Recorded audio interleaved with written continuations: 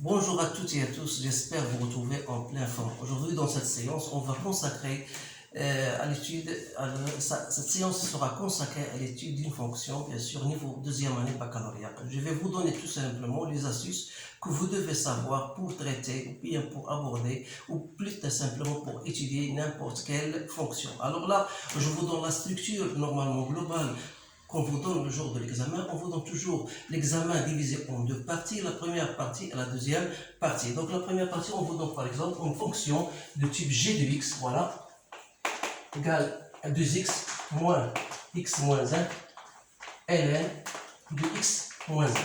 Donc d'abord, on va étudier cette fonction pour arriver au signe de la fonction et puis on va passer à la seconde partie. Donc le domaine de définition, bien sûr, c'est pas un problème. Il faut que x soit supérieur strictement à 1. Alors là, vous devez chercher la limite aux bornes de la fonction que vous avez, c'est-à-dire g de x lorsqu'il tend vers 1 plus. Alors lorsqu'il tend vers 1 plus, ça tend vers 0 plus. Donc ln de 0 plus, c'est moins l'infini. Donc il reste 2. Et si je vous posez t égale à x moins 1, vous aurez une fonction de type t ln de t. Lorsque t tend vers 0, alors là, lorsque t tend vers 0, ça tend vers 0. Donc il reste 2x, donc c'est 2. Voilà. La limite de g de x lorsqu'il tend vers plus l'infini, c'est simple. Donc ça, c'est plus l'infini avec ceci moins, c'est plus l'infini. Donc on a plus l'infini moins l'infini, donc c'est forme indéterminée. Donc il suffit de faire autre astuce. Donc il faut mettre, par exemple, je mets x en facteur, voilà 2x moins 1 sur x, ln de x moins 1. Alors là, ça tend vers plus l'infini, ça tend vers 1 avec le signe moins, donc c'est moins 1. Donc ici, ça, plus l'infini multiplié par moins l'infini, donc ça vous donne moins l'infini. Voilà la recherche des limites aux bornes de cette fonction. Maintenant, on va étudier la variation de cette fonction. Toujours, je vous demande les questions qu'on vous pose. Donc, étudier le sens de variation de cette fonction. Alors là, il faut déterminer g' de x, mais il ne faut jamais oublier de mentionner que la fonction est dérivable, étant donné que les composés de deux fonctions dérivables, donc c'est une fonction dérivable. Alors, je mets directement la dérivée, c'est la dérivée de 2x, c'est 2, moins, j'ouvre la parenthèse, la dérivée de x moins 1, c'est 1, donc c'est ln de x moins 1 plus x moins 1 fois la dérivée de ln, c'est 1 sur x moins 1. Alors là, il reste 1, donc 2 moins 1, ça donne 1 moins ln de x moins 1. Alors là, qu'est-ce qu'il faut faire dans ce cas-là? Il faut d'abord chercher où il s'annule la dérivée. Alors g' de x égale à 0, ça veut dire que ln de x moins 1 égale à 1. 1, c'est quoi? C'est ln de e. Donc ça veut dire que x moins 1 égale à e, d'où x égale e plus 1. Alors, donc, il faut chercher maintenant le signe de variation de cette fonction. C'est-à-dire quand est-ce que g' de x sera positif et quand est-ce qu'il sera négatif. Donc, dire que g' de x est positif, ça veut dire que 1 est supérieur à ln de x moins 1. C'est-à-dire ln de x moins 1, ça veut dire quoi? Ça veut dire que x doit être inférieur à e plus 1. Alors, je vais dresser mon tableau de variation de la manière suivante. Donc, voilà. Donc, x, g' de x, voilà la fonction g de x. Donc, n'oubliez pas que vous travaillez dans le domaine 1 plus l'infini. Donc, g de x, on a dit, il s'annule e plus 1. Voilà. Donc, lorsque x est inférieur à plus 1, donc il est positif. Ici, il est négatif. Donc, vous aurez l'allure suivante. La limite de plus l'infini, on a dit, égale à moins l'infini. Et ici, on a égal à 2. Donc, il faut chercher f de e plus 1. De g de e plus 1. Voilà. Donc, g de e plus 1, voilà. C'est simple. Donc, vous allez remplacer 2x par e plus 1. Donc, ça vous donne 2 plus 2. Moins e plus 1 moins 1, c'est e. ln de e, donc c'est bien 1. Donc, c'est 2. Donc, c'est e plus 2. Voilà. Je mets e plus 2. Donc, qu'est-ce que vous remarquez ici? Donc, vous remarquez bien sûr que la fonction elle est croissante.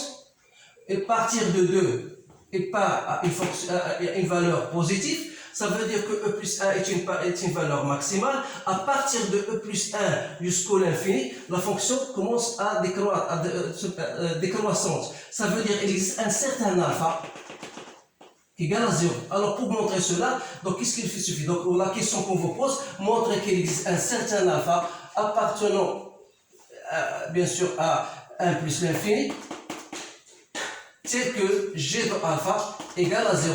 Alors qu'est-ce que vous dites? Alors sur l'intervalle, je remarque que sur l'intervalle e plus 1 plus l'infini, la fonction comment elle est? Elle est décroissante. Donc la fonction g, elle est décroissante. Et en plus de ça, la valeur g de ce domaine-là, e plus 1 plus l'infini, égale à quoi? C'est e plus 2 moins l'infini. Donc c'est égal à moins l'infini, e plus 2. Alors, en plus de ça, 0, il appartient à cet intervalle.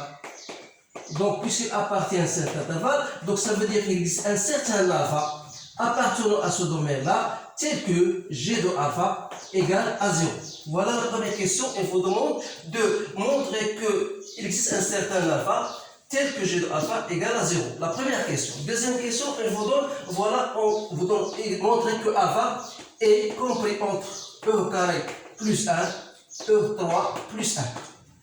Alors là, je vous donne l'occasion de le faire parce que moi je me suis déjà assuré de cette valeur-là. Donc il suffit de premièrement montrer que la fonction bien sûr elle est continue. Elle est continue sur 1 plus l'infini, en particulier sur cet intervalle-là.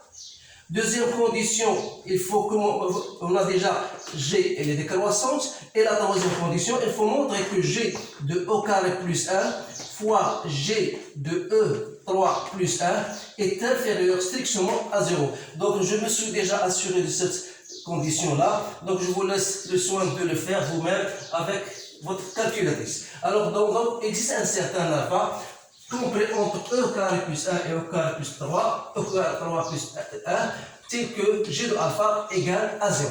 Alors, une fois on a fini cette fonction-là, il faut montrer maintenant, donner le signe de g de x. Donc, le signe de g de x. Alors là, on a dit qu'il existe un certain alpha, c'est-à-dire que la fonction elle est croissante jusqu'au e plus 2 et retombe à la valeur 0. C'est-à-dire entre 1 et alpha, c'est quel que soit x appartenant à alpha, vous aurez toujours g de x qui est strictement supérieur à 0. Et pour x appartenant à alpha plus l'infini, vous aurez g de x est strictement inférieur à 0. Alors là, cette remarque-là, ou bien ce que nous avons abouti, donc vous devez l'utiliser lorsqu'on va utiliser la deuxième partie. Donc il faut bien sûr se rappeler que lorsque x appartenant à alpha, g de x est positif, alors lorsque x appartenant à alpha plus 1, g de x est inférieur strictement à 0. Alors là, je passe à la seconde partie. Donc voilà, on vous donne une autre fonction.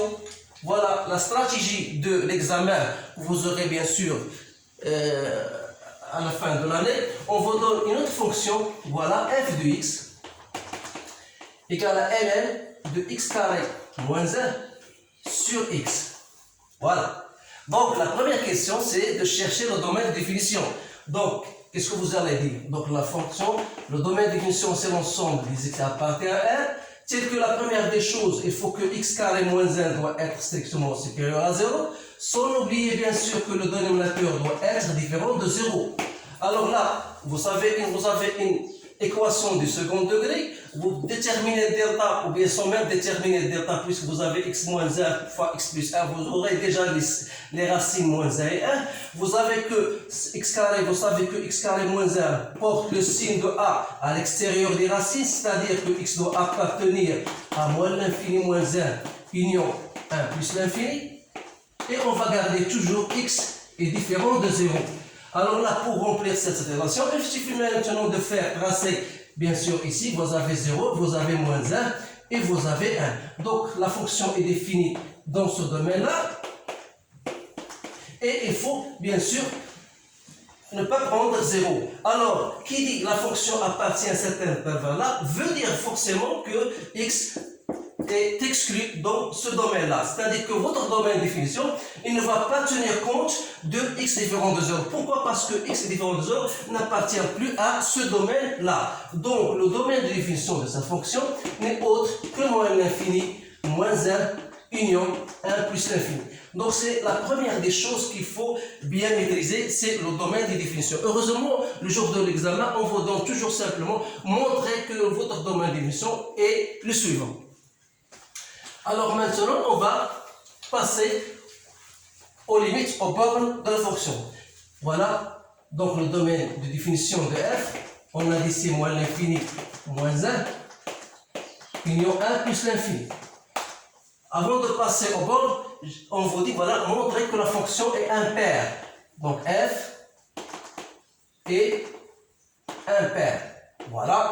Donc, pour montrer ça là, vous avez moins x appartient aussi à un domaine de f, c'est banal. Donc, et chercher f de moins x, c'est ln de x au carré moins 1 sur moins x. Donc, c'est bien moins f de x. Donc, la fonction est impaire. Alors là, qu'est-ce que cela va nous apporter? Bien sûr, au lieu d'étudier votre fonction sur tout son domaine-là, donc il suffit de le partager en deux, étudier la fonction et en conclure, bien sûr, le tableau de variation qui reste. Alors là, je vais vous dire que le domaine d'étude dans lequel on va étudier notre fonction, c'est plutôt choisir 1 plus l'infini. Alors, je vais étudier cette fonction sur ce domaine-là et après, je vais en conclure, bien sûr, le reste dans le tableau de variation. Alors là, je vais chercher les limites aux bornes. Voilà, lorsqu'x tend vers 1 plus. Donc, lorsqu'x tend vers 1 plus, 1 sur x ne pose aucun problème. Donc, la limite de ln de x carré moins 1. Je pose t égale à x carré moins 1. Lorsqu'x tend vers 1 plus, t tend vers 0 plus. ln de t, lorsque t tend vers 0 plus, c'est moins l'infini. Alors là, je ne vais pas me tarder à vous montrer comment j'ai parlé, mais quelles sont des choses simples que vous devez bien sûr vous trouver vous-même. Donc, il reste la limite de f de x lorsqu'x tend vers plus l'infini. Alors là, c'est la limite de ln de x carré. Ça, c'est plus l'infini sur plus l'infini, c'est une forme indéterminée. Donc, je cherche une autre astuce. Quelle est cette astuce-là? Je mets x carré en facteur. De quoi? De 1 moins 1 sur x au carré, le tout sur x. Voilà. Donc, ça, c'est la limite.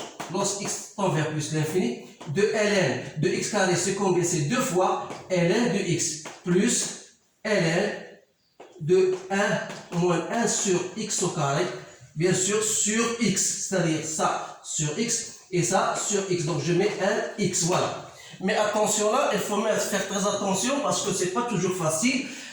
Pourquoi j'ai ln de x carré, j'ai mis ln de 2x. Alors là, dans le cas où x tend vers moins l'infini, vous devez mettre la valeur absolue. Et dans ce cas, x sera égal à moins x. Et vous devez tenir compte de 6 moins. Alors, comme x tend vers plus l'infini, j'ai fait directement ln de x carré est égal à 2 ln de x sans tenir compte de la valeur absolue. Alors ça, vous le connaissez déjà. Donc, c'est 0. Donc ça, 1 sur plus l'infini, c'est 0. Et ça c'est 0. Donc, il reste ln de 1, c'est 0. Donc, c'est 0. Donc, l'interprétation géométrique.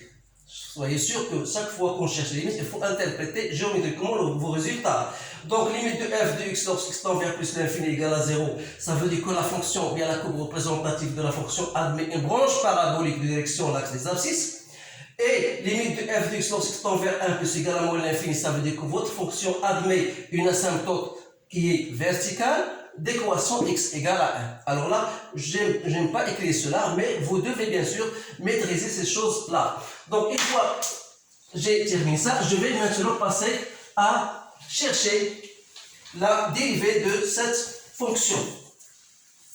Alors là, fonction bien sûr elle est dérivable, 1 sur x est dérivable sur 1 plus l'infini, et on est de même ln de x carré moins 1. Donc f' de x, je vais le faire directement, c'est 1 sur x. Voilà, je cherche la dérivée de 1 sur x, puisqu'il s'agit d'un produit, donc ln de x carré moins 1 plus 1 sur x, la dérivée de ln de x carré moins 1, qui n'est autre que 2x sur x carré moins 1, je le fais directement.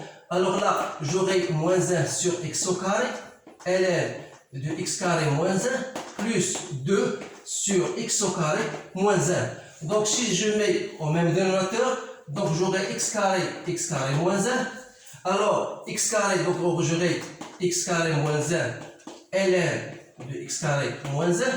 Il me reste 2 fois x au carré. Voilà, 2 fois x carré. Donc qu'est-ce que vous remarquez? Vous remarquez bien sûr que cette fonction-là n'est autre que c'est g de x, à condition de mettre, voilà, g de quoi? G de x au carré.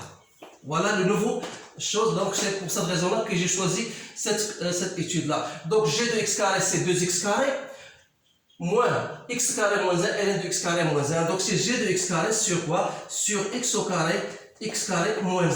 Donc le signe de la fonction f' n'est autre que le signe de g de x carré. Autrement dit, la fonction f' de x égale à 0, ça veut dire que g de x au carré égale à 0. On a dit que g de x égale à 0, c'est pour x égale alpha. Donc ça veut dire que x carré égale alpha. Donc ça veut dire que x égale à quoi? Est égal à plus ou moins racine de alpha. Alors là, puisque j'ai étudié notre fonction dans le domaine 1 plus l'infini, donc je vais m'occuper uniquement de racine de alpha. Alors, g f' de x sera positif, ça veut dire que g de x carré sera positif. On a dit qu'il faut dans ce cas que x carré appartient à 1 et alpha d'après, bien sûr, la question de la première partie. Ça veut dire que x, puisque x est positif, appartient à 1 plus l'infini, ça veut dire x appartient à 1 et racine de alpha. Alors là, dans ce cas, vous aurez une fonction croissante et dans le cas qui reste, ça reste une fonction décroissante. Alors je vais dresser donc mon tableau de variation qui est le suivant. Voilà. Donc x, f' de x, f de x. Alors, comme je vous ai dit, j'étudie dans le domaine 1 plus l'infini. Et vous avez g' et ça est en racine de alpha. J'ai dit que entre 1 et alpha, la fonction elle est croissante. C'est-à-dire aura plus. Ici, donc, sera moins. Donc, la fonction sera de cette façon-là. Et la limite de f de x envers plus l'infini, voilà, on a déjà trouvé x égale à 0. Donc, ici, on a trouvé moins l'infini. Donc, il me reste de chercher la valeur de racine de alpha. Alors là, quand la fonction est impaire, comment je vais déduire le reste du tableau? Donc, l'opposé de alpha, c'est moins racine de alpha. Et l'opposé de 1, c'est moins 1. Voilà ce que vous devez faire. Donc, vous avez déjà étudié que lorsque la fonction est, voilà, je vais vous montrer une fonction de type x3. Donc, la fonction, elle est comme ça. Donc, lorsque la fonction est croissante, elle garde toujours la même monotonie. Donc, elle restera toujours croissante. Autrement dit, si la fonction est décroissante entre alpha et plus l'infini, elle restera toujours décroissante entre moins l'infini et moins alpha. C'est-à-dire, ici, elle sera positive. Donc, on aura voilà l'allure de cette fonction-là. Donc, voilà, j'ai terminé, si vous voulez. J'ai étudié, j'ai rempli le tableau de variation. Il me reste seulement de chercher, bien sûr, sans oublier bien sûr que la fonction n'est pas définie entre moins 1 et 1, donc c'est une chose très intéressante. Donc la valeur de racine de alpha, donc il faut trouver f de racine de alpha, donc c'est ln de alpha moins 1 sur racine de alpha.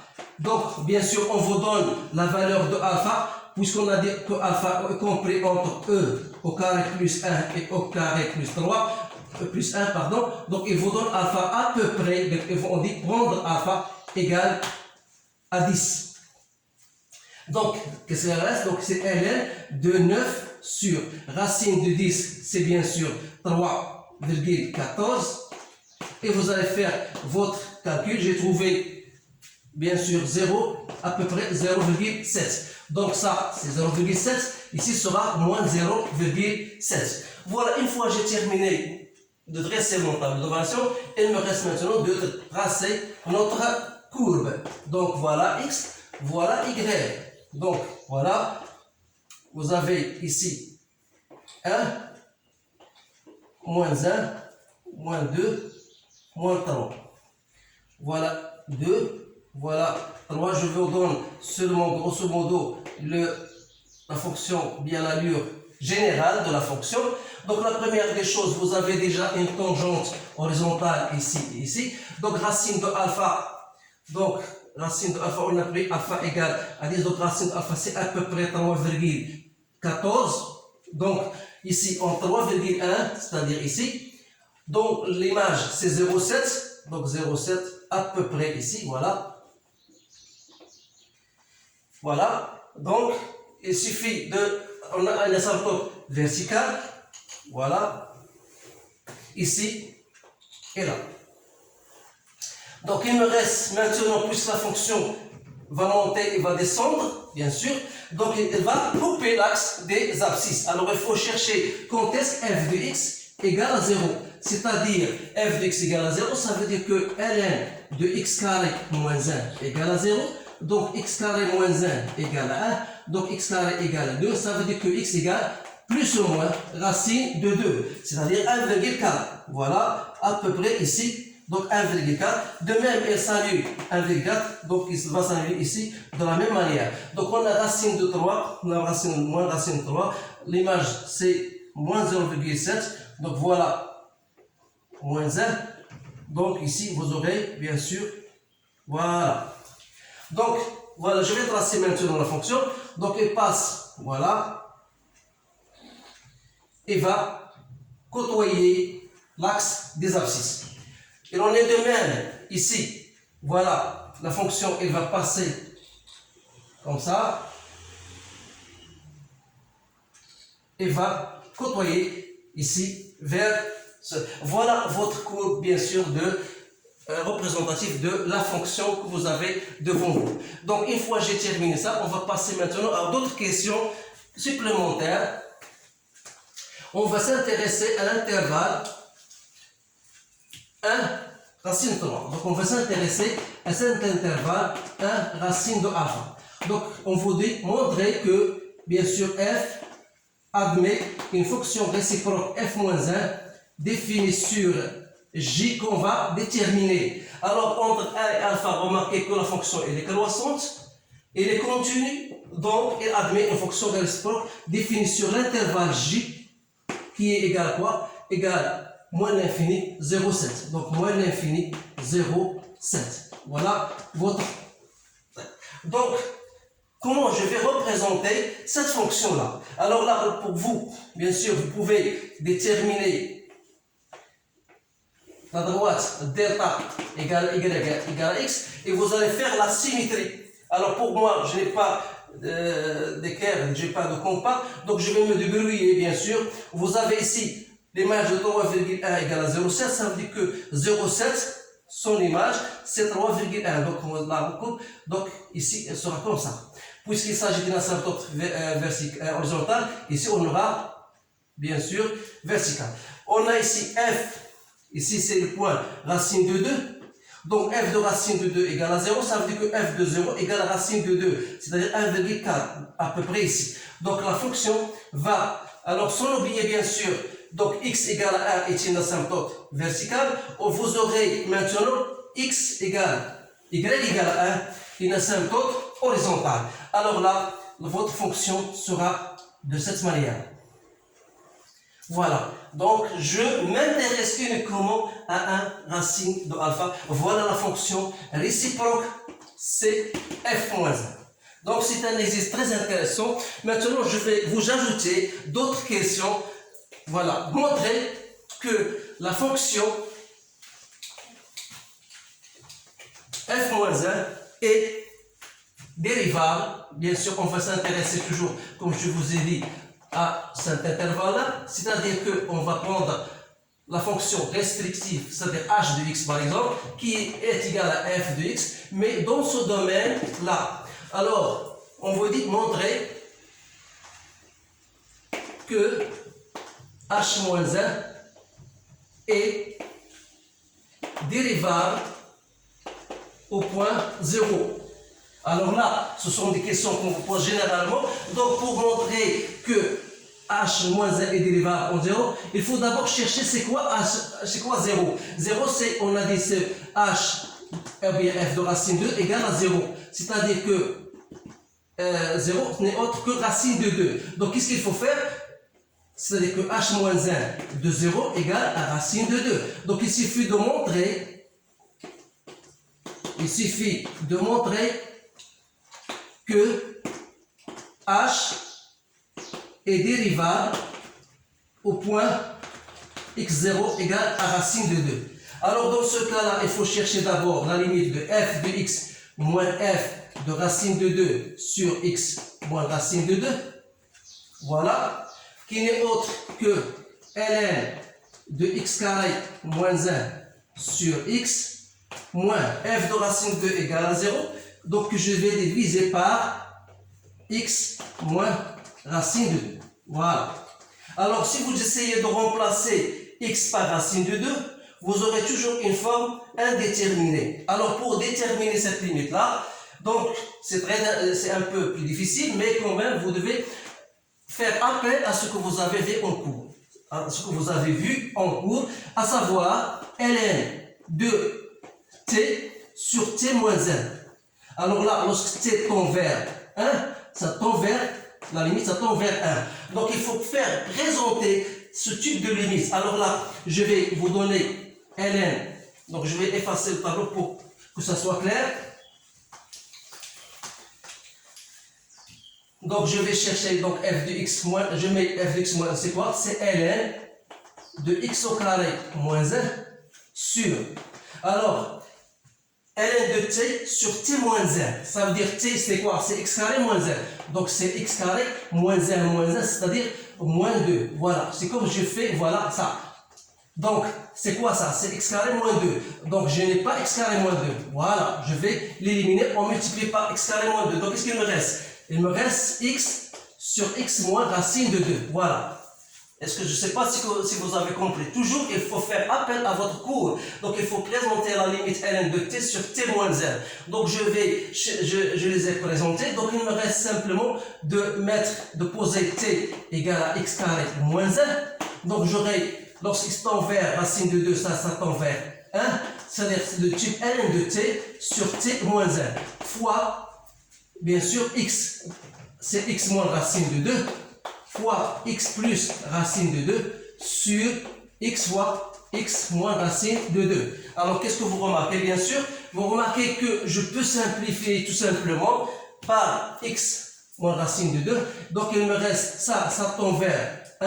Et ça tend vers quoi lorsque je vais remplacer? Donc, x racine de 2 racine de 2 sur racine de 2, donc c'est bien 2. Donc, qu'est-ce qu'on veut? Je vais dire que la fonction, elle est dérivable au point x égale, la fonction h-1, elle est dérivable au point 0, puisque h est dérivable au point racine de 2. Donc, la fonction est bien dérivable. Il me reste simplement, donc je pense que j'ai terminé ce genre de questions. Je ne sais pas s'il y a d'autres questions à vous montrer, mais le principal, c'est que je vous ai montré les astuces nécessaires pour étudier une telle fonction. Alors, je vous remercie de votre attention et je vous souhaite une bonne chance. Si vous avez des questions, essayez bien sûr de faire vos commentaires à condition que vous respectez votre professeur. Je vous laisse et je vous dis au revoir.